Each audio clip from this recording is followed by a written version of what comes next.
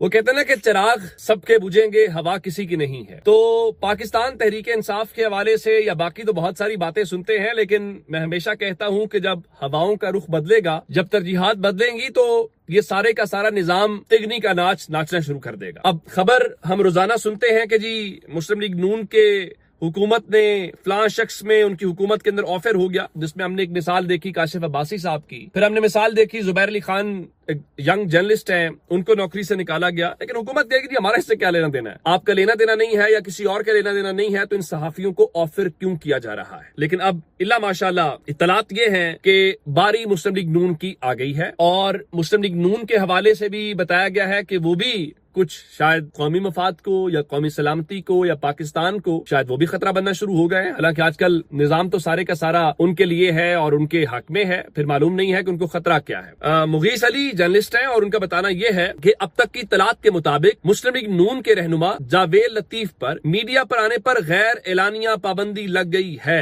अब उस गैर एलानिया पाबंदी की वजह क्या है, चूंकि उनके मुसलसल जो इंटरव्यूज आ रहे हैं वो यही है कि इलेक्शंस के अंदर जो कुछ हुआ है, बात वो भी कर रहे हैं जो तहरीक इंसाफ कह रही है। तहरीक इंसाफ कुछ और कर रही है, वो कह रही है जी हमें हराया गया है। वो कहते हैं नहीं, चूंकि जावेद लतीफ खुद भी हारे हुए हैं, उसमें जो वहां की पॉलिटिक्स है शेखुपुरा की, उसमें भी एक रोल है। राना तनवीर साहब के साथ भी उनका जो मसला है वो भी सब जानते हैं। लेकिन बहरहाल अब उनके ऊपर पाबंदी लगी है, तो इसका मतलब यह है कि हमारे यहाँ चीजें बहुत हसास हैं, यहाँ मूड बहुत बदलता है और चीजें तबीयत पे बहुत नागवार गुजरती हैं। अब ज्यादा करेंगे, उसकी वजह यह थी कि वो बार बार एक जुमला बोलते थे मीडिया के ऊपर आके कि जी अब भी सहूलतकारी जारी है। अब वो सहूलतकारी कौन कर रहा है, किसके हवाले से कर रहा है, तो ये चले हम सहाफियों के ऊपर तो ये नौकरियों से निकाले जाना या बाकी चीजें आती रहती हैं, लेकिन क्या वो अब इस चीज को भुगत पाएंगे कि नहीं भुगत पाएंगे, ये एक दिलचस्प सवाल है। अब एक खबर मैंने आपको और दी थी, जरा उसके ऊपर भी बात कर लेते हैं। मैंने आपको बताया था कि जो IMF का वफ्द है, ये जो अभी वाला नहीं, 24 फरवरी को वफ्द आएगा। अब मजीद डेवलपमेंट ये हुई है कि एक वफ्द नहीं आ रहा बल्कि 2 वफूद आ रहे हैं, और दोनों वफूद अलहदा अलहदा पाकिस्तान का दौरा करेंगे। इसका मतलब ये हुआ कि एक वफ्द अभी वाला, 2 मजीद, तो 3 वफूद अगले चंद दिनों के अंदर या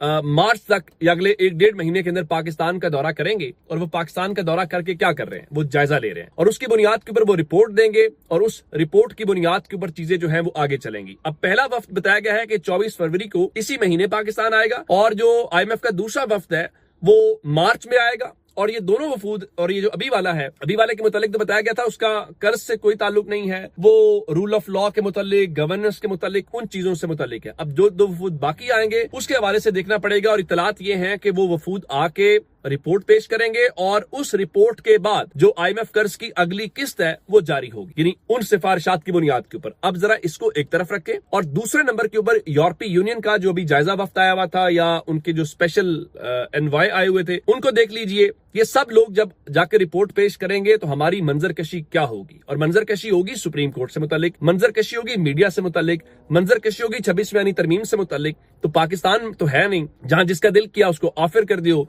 जिसका दिल किया उसको नौकरी से निकाल दो। वो IMF है, उसने आपको पैसे देने, आपने पैसे नहीं लेने। और जिस तरीके से वो पहले भी हमारे लिए एम्बैरेसिंग सिचुएशन है, मेरा ख्याल है दुनिया में कहीं पे भी नहीं होती। और आजकल जरा बात करें, हमें हर चीज पे गुस्सा आता है, पता नहीं हमारे यहाँ ये क्यों नहीं समझा जाता कि हमारा दुश्मन मुल्क इंडिया आगे इतना चला गया है, उनकी इकोनॉमी इतनी स्ट्रांग है, उनके यहाँ वो सब मॉडल्स क्यों नहीं चलते जो पाकिस्तान में मॉडल चलते हैं। आखिर दोनों मुल्क एक जैसे हैं ना, दोनों ममालिक की आवाम एक जैसी है, मिजाज एक जैसा है, मौसम एक जैसा है, लेकिन पाकिस्तान का मॉडल क्यों नहीं चल रहा। उसकी वजह यह है कि वहां के ऊपर एक शख्स जिसका नाम प्रधानमंत्री होता है, जिसको वजीर आजम कहते हैं, वो बाइख्तियार है, वो फॉरेन पॉलिसी बनाता है, वो अपने लोकली चीजों को करता है, जिसकी बुनियाद के ऊपर फिर क्या होता है, फिर उसकी बुनियाद के ऊपर उसको अमेरिका में वेयर हाउस के अंदर ठहराया जाता है, और उस बुनियाद के ऊपर वहां पे जो उसको प्रोटोकॉल मिलता है वो हम सबके सामने है। और हम यहाँ पे हमेशा की तरह रटी रटाई बातें हैं जी, वो पेरिस फ्रांस के अंदर जी मोदी से किसी ने हाथ नहीं मिलाया जी, उनका इंडिया का दौरा नाकाम हो गया। भाई हम सारी उम्र जो है वो यही मंजन बेचते रहेंगे, और हमारा दुश्मन जो है वो बिलियंस ऑफ डॉलर्स,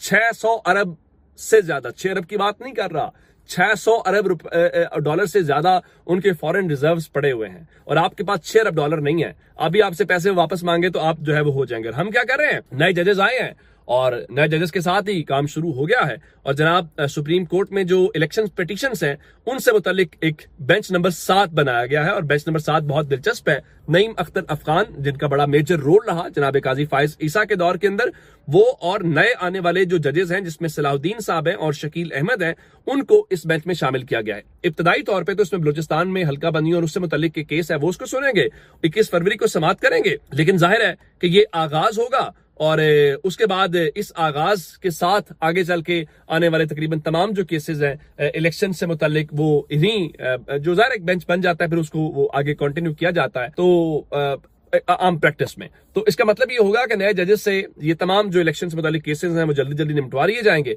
तो मसले का हाल जो है वो निकल आएगा। और जाहिर है कि इतनी मेहनत से नए जजेस आए हैं तो कुछ तो वो जाहिर है काम भी करेंगे। तो उसके अलावा 9 बेंच आइंदा हफ्ते के लिए बनाए गए हैं और जनाबे चीफ जस्टिस जो हैं वो अपने सीनियर जजेस के साथ नहीं बैठते। अब वो जो नए आने वाले जस्टिस शफी सिद्दीकी हैं और मियां गुल हसन औरंगजेब जो हैं वो बैठेंगे और आमिर फारूक और जस्टिस मंदोखेल साथ होंगे।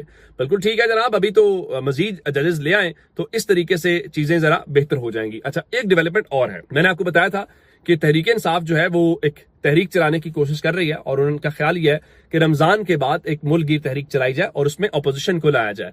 और अपोजिशन का मतलब यह है कि उसमें मौलाना हूं, जिसमें बाकी महमूद खाना चकजई हूं, जिसमें दीगर जो जमातें हैं उसमें शामिल हूं। लेकिन अब उनको मनाने की कोशिश की गई। आपने देखा कि जब अपोजिशन अलायंस की बात हुई तो फिर शहबाज शरीफ दौड़ के गए तो बात नहीं बनी। अब उसका तरीकाकार ये होता है, थोड़ा सा पहले हुआ ये था कि जो थ्रेट अलर्ट्स जारी किए जाते हैं उन थ्रेट अलर्ट्स की बुनियाद के ऊपर उस वक्त इस्लामाबाद हाईकोर्ट ने बड़े वैलिड सवाल उठाए, उनका बुलाया उनको जो जारी करते हैं।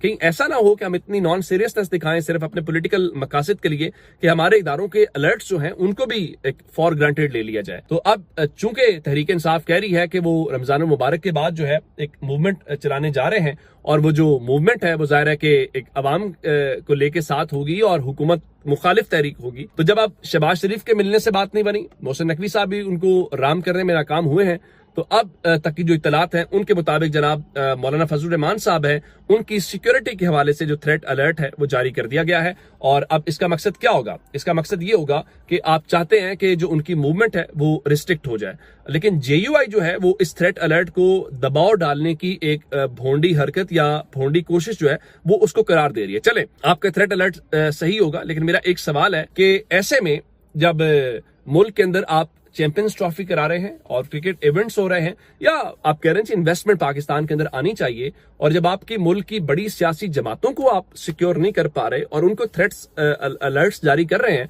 तो फिर आलमी दुनिया आपसे सवाल उठाएगी ना कि आपके मुल्क का पॉलिटिशियन जो सीनियर रहनुमा है और वो अगर आपके पास महफूज नहीं है तो फिर सवाल पैदा होता है कि बैरूने मुल्क से आया हुआ जो सरमायाकार है वो पाकिस्तान में कैसे महफूज होगा, या कोई भी जो फॉरेन डेलीगेट्स आते हैं वो कैसे महफूज होंगे। तो मेरे ख्याल से हम सब कुछ करते हैं, हम डंडा भी बहुत इस्तेमाल करते हैं, हम बंदूक भी बहुत इस्तेमाल करते हैं, हम ताकत भी बहुत इस्तेमाल करते हैं, इल्ला माशाल्लाह हमने बस एक चीज इस्तेमाल नहीं करनी, वो है दिमाग। अगर हम अकल और दिमाग का इस्तेमाल कर लें तो यकीन मानिए हमारे जितने बहरान हैं, जितने मसले हैं, वो इतने बड़े नहीं हैं कि वो हल ना हो सके। लेकिन हमने चूंकि वो इमरान खान के बकौल न पढ़ते हैं, न पढ़ने की कोशिश करते हैं, न अकल इस्तेमाल करते हैं, न इस्तेमाल करने की कोशिश करते हैं। अपना बहुत सारा ख्याल रखिएगा। खुदा हाफिज।